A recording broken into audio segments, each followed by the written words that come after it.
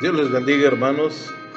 Es una gran bendición para nosotros estar viendo acerca de estos evangelios, estas cartas que dejaron al pueblo de Dios, dirigidas al pueblo de Dios, para que hoy el día, hermanos, nosotros podamos guiarnos en el camino del Señor, aprender lo que el Señor quiere de cada uno de nosotros. Y es una bendición grande conocerlos. Es una bendición grande poder escudriñarlos, estudiarlos. Qué gran bendición es poder aprender de estas cartas que dejaron estos hombres. Estamos hablando acerca del libro de Mateo, un libro que escribió una persona, seguidor de Jesús, un hombre que fue llamado de entre los pecadores para poder servir al Maestro. Dentro de este evangelio, hermano, estamos estudiando donde el Señor señala, hermano, donde Él hace mención acerca de cómo tenemos que orar. Y el Señor, hermano, en el capítulo 6, que es donde nosotros nos quedamos, el Señor Jesús muestra otro error que la gente comúnmente comete cuando está orando.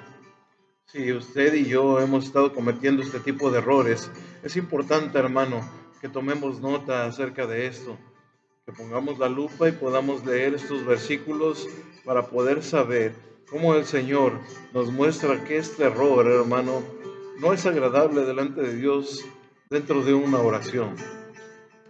En Mateo capítulo 6, versos 7 y 8 dice: y orando no uséis vanas repeticiones como los gentiles que piensan que por su palabrería serán oídos. No os hagáis pues semejantes a ellos, porque vuestro Padre sabe de qué cosa tenéis necesidad antes que vosotros le pidáis.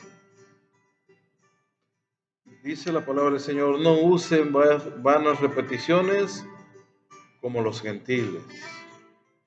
En aquel tiempo, hermano, todo hombre que no pertenecía al pueblo de Dios, todo pueblo que estaba alejado de la descendencia judía, israelita, eran llamados gentiles.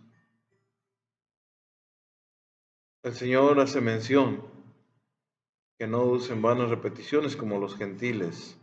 Por lo regular, hermano, siempre asociamos este versículo con las palabras rezar y orar, que son aceptadas tanto por la Real Academia Española como por la Asociación de Academias de la Lengua Española como sinónimos, que es algo similar, el rezar y el orar. Estricta y lingüísticamente hablando, hermano, estos términos poseen el mismo significado. Acción de dirigirse oral o mentalmente a una figura religiosa superior para pedir, agradecer o comunicar algo. No obstante, dentro de la tradición religiosa cristiana, hermano, ambas palabras tienen acepciones diferentes. Siempre decimos que orar es dirigirse a Dios con la finalidad de comunicarse con Él. Se lleva a cabo un diálogo que se puede materializar de muchas maneras. Y por otro lado, hermano, rezar es la acción de vocalizar y exteriorizar una oración, es decir, es orar en voz alta. Siempre se nos ha enseñado a nosotros que hay una diferencia entre rezar y orar, más aquí la lengua española, la Real Academia de la Lengua Española, dice que es algo similar, que las palabras rezar y orar son, de alguna forma, son iguales, similares.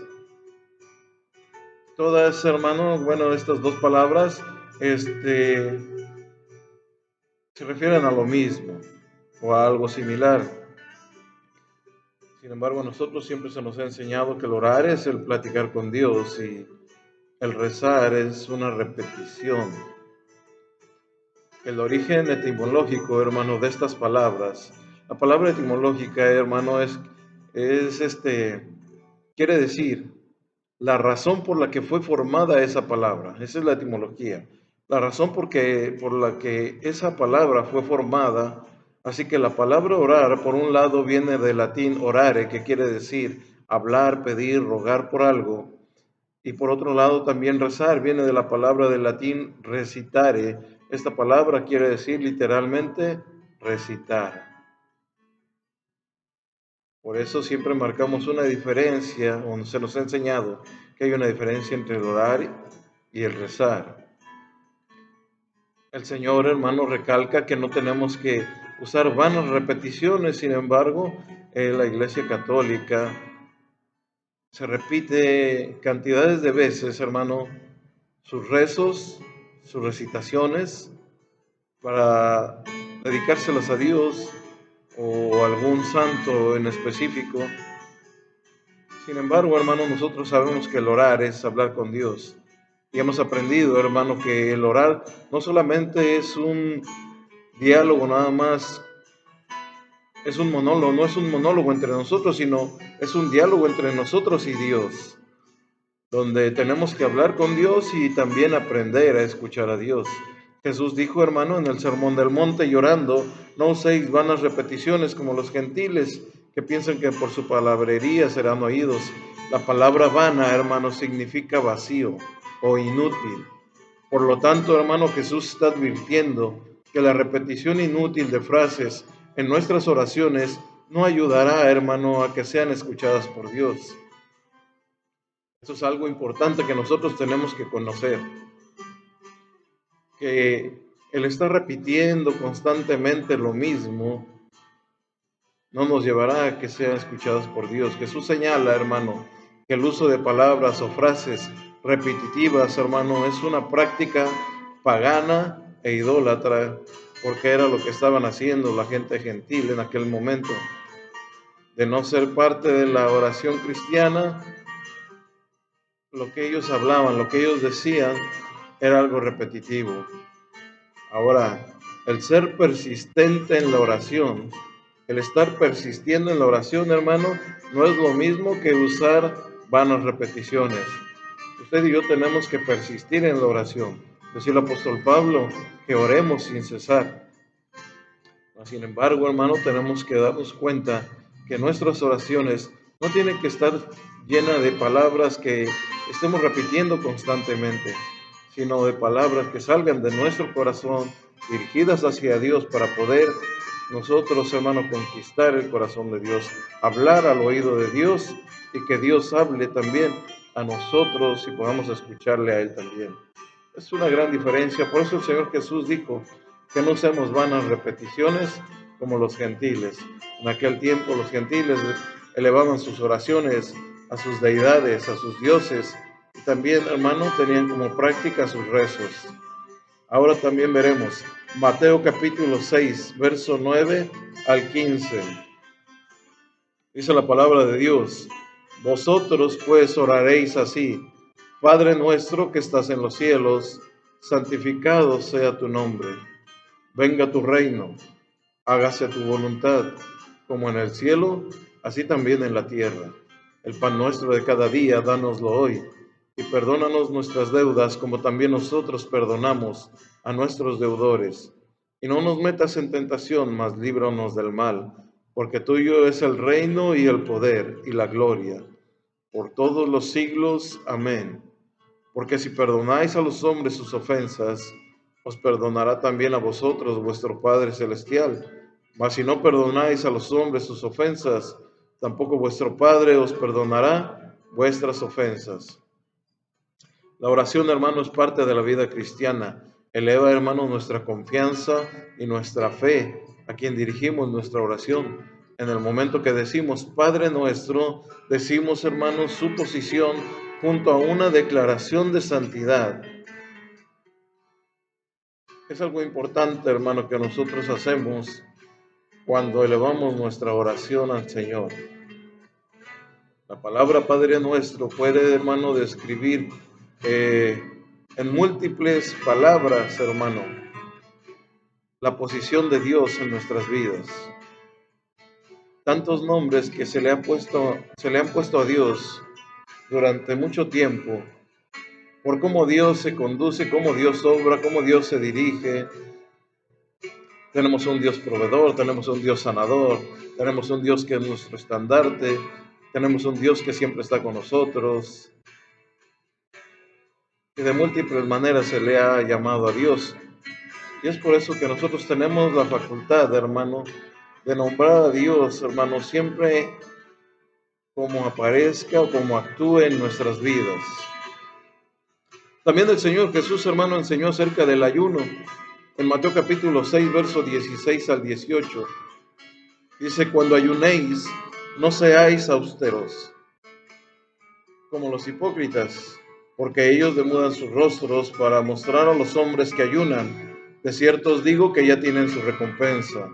Pero tú cuando ayunes, unge tu cabeza y lava tu rostro, para no mostrar a los hombres que ayunas, sino a tu Padre que está en secreto, y tu Padre que ve en lo secreto te recompensará en público. Dice, cuando ayunéis, no seáis austeros. En el camino de Dios, hermano, nosotros debemos aprender a despojarnos y conocer que es mejor dar que recibir. Pero aquí nos encontramos con personas las cuales el Señor nombra que no seamos como ellos durante la práctica del ayuno, los austeros. ¿Quiénes eran los austeros o quiénes son los austeros cuando el Señor Jesús dice esta frase, cuando ayunéis, no seáis como austeros? ¿Quiénes son estas personas hoy en día?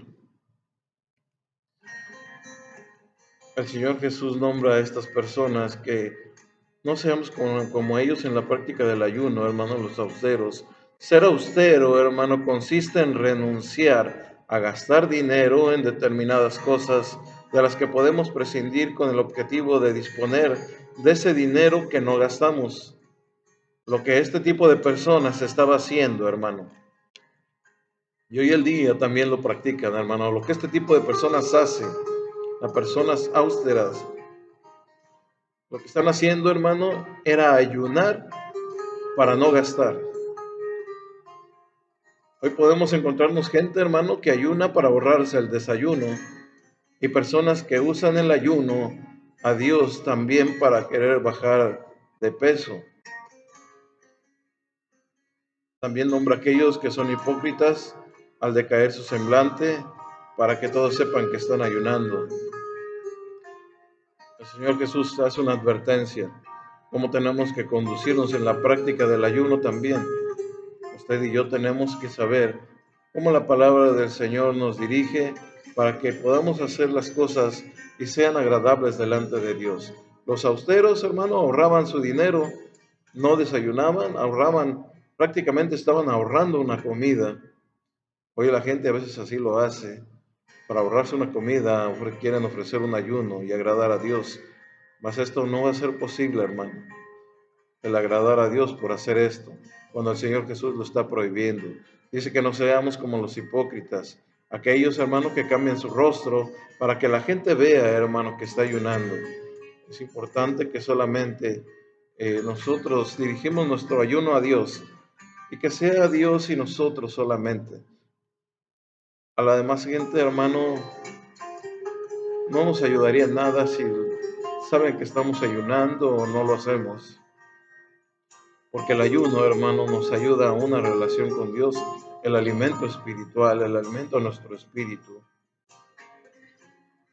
Y por eso esa práctica, hermano, tiene una recomendación de parte de Jesús. Vamos a ver ahora, hermano, tesoros en el cielo, como nombra Mateo capítulo 6, verso 19 al 21.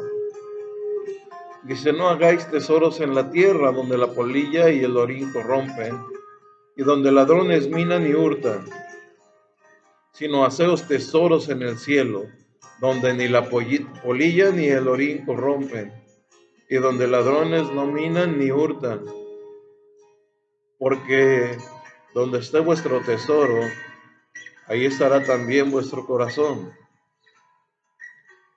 Otra recomendación que nos hace el Señor en cuanto al interés material es que no todo lo material, hermano, es que todo lo material solo servirá por un determinado tiempo, todo lo que nosotros podamos adquirir en esta tierra, hermano, solamente las cosas materiales nos servirán por un determinado tiempo, porque nosotros somos extranjeros aquí en la tierra, solamente estamos de paso. Sin embargo, hermano, los bienes espirituales son eternos, porque donde está tu tesoro, ahí está tu corazón. El corazón, hermano, se refiere a lo más íntimo que tenemos, lo más escondido y vital. El tesoro es lo que tiene más valor, lo que nos da seguridad para el hoy y para el futuro. Si nuestro corazón, hermano, es vital y el ojo es la lámpara y la puerta de nuestro cuerpo, donde si entra luz, viviremos en luz, pero si dejamos entrar tinieblas, estaremos viviendo de esa misma forma, en tinieblas y en oscuridad. Qué gran enseñanza dio el Señor Jesús ahí en el Sermón del Monte. Un sermón tan grande, tan instructivo, educativo y tan conmemorativo también. Un sermón que nos alienta, que nos ayuda, un sermón que nos dirige, cómo guiarnos, cómo tenemos que hacer ciertas cosas que son importantes o deben ser importantes para nuestra vida, hermano. Así que el Señor nos hace una advertencia también, que si nuestro ojo, que es lámpara de nuestro cuerpo, hermano, puerta de nuestro cuerpo, tenemos que tener cuidado, hermano, porque si vemos luz, seremos luz en nuestro interior. Pero si observamos tinieblas, de esa misma forma las tinieblas y oscuridad estarán en nosotros. De igual forma, si servimos, hermano, a Dios y a las riquezas.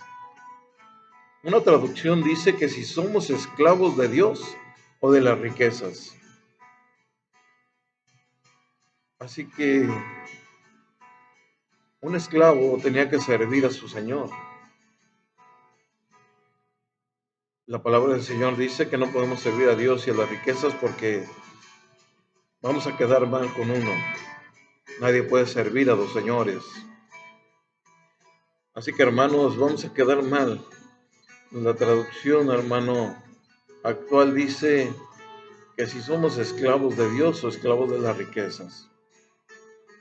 Nadie puede servir a dos señores. El primer interés en nuestra vida, hermano, debe de ser el servir a Dios.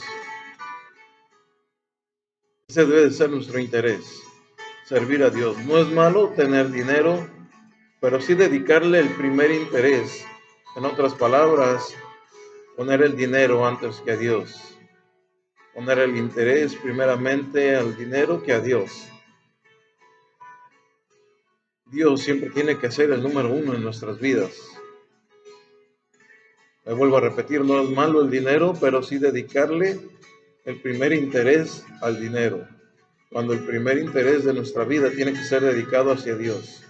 Él quiere ser, hermano, el número uno en nosotros. Él lo dice en su palabra, yo soy Jehová tu Dios, como primer mandamiento.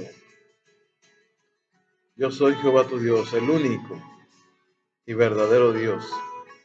Él quiere ser el primero en nosotros, en nuestras vidas. Así que, amados hermanos, no podemos servir a Dios y a las riquezas. Tiene que haber un interés primordial en nosotros, y ese es estar al servicio de Dios. Amados hermanos, el capítulo 6 de Mateo nos habla acerca de todo esto. Unas frases que el Señor Jesús nombró como enseñanza para nuestras vidas y que puede ser, hermano, una enseñanza que pudiera estar esperando para que hoy usted y yo la conociéramos. Una enseñanza, hermano, que es beneficiosa para nosotros, para guiarnos, para instruirnos, como el Señor lo dice en su palabra, que es útil, hermano, para corregir, para instruir, para redarguir, para exhortar. Por todo esto la palabra del Señor, hermano, que puede servir para todos aquellos que abren su corazón y, hermano, están abiertos a una enseñanza de parte del Señor Jesucristo. Están abiertos a reconocer lo que la palabra de Dios dice. La Iglesia Católica, y también debe de ser a nosotros, reconoce, hermano, a la Biblia como infalible. Nosotros reconocemos la palabra de Dios como infalible, hermano. No es la palabra del Papa ni de la Iglesia, sino la palabra de Dios. Es infalible y debe ser infalible para nosotros. La palabra del Señor no cambia, hermano. El cielo y la tierra pasarán, pero su palabra no pasará. Así que, hermanos, seguiremos hablando en un siguiente video del libro de Mateo, en el capítulo 7. Le invito a que si puede leerlo en casa. Vamos a estar estudiando Mateo capítulo 7 en el video siguiente, hermanos, esperando que estos capítulos que estamos viendo, hermano, con su significado sea de bendición para nuestras vidas. Dios les bendiga, hermano.